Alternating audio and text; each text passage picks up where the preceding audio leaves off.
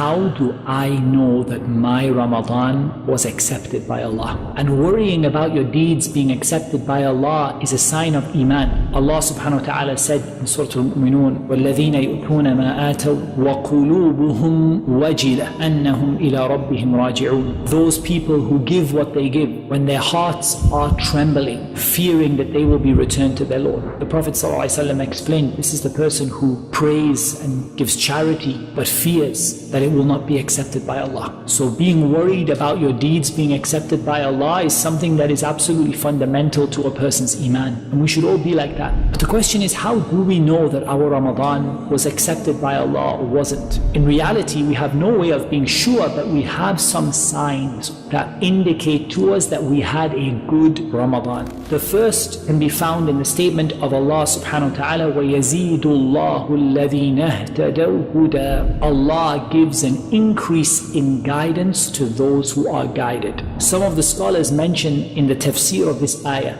that this contains the secret as to whether your deeds have been accepted or not. If you conclude your deeds and then you are given an ability to continue and do another good deed after that, that is a sign that your deeds have been accepted. So let's take, for example, Ramadan and Eid. If the day of Eid is a day of obedience, a day where you still pray your Qiyamul Layl, a day where you still pray in the masjid 5 times a day, a day where you still read the Quran, then this is a huge sign that Allah Azza wa Jal has accepted your Qiyam and your reading of the Quran and your prayers in Ramadan. If, however, the day of Eid is a day of disobedience to Allah Azza wa Jal, a day where you stop praying after you prayed 5 times a day, a day where you disobey Allah and you turn away from the Quran, then this is a sign that perhaps there was something flawed in the way that you performed those deeds in Ramadan. So ultimately, it's all about preparing for what is going to come. Ramadan was a training program. So look at the day of Eid. If on the day of Eid you become more obedient to Allah and less disobedient to Allah, then you got something out of this training program. And if on the day of Eid you become more disobedient to Allah and less obedient to Allah, this is a sign that the training didn't quite have the desired effect. And we need to turn to Allah in repentance so that Allah can replace those bad deeds with good. And Allah Azza wa Jal can take us away from that situation that we might have put ourselves into. So really now towards the end of Ramadan, get your eyes firmly fixed on the day of Eid. Plan that day to be a day of obedience and nearness to Allah Azza wa Jal,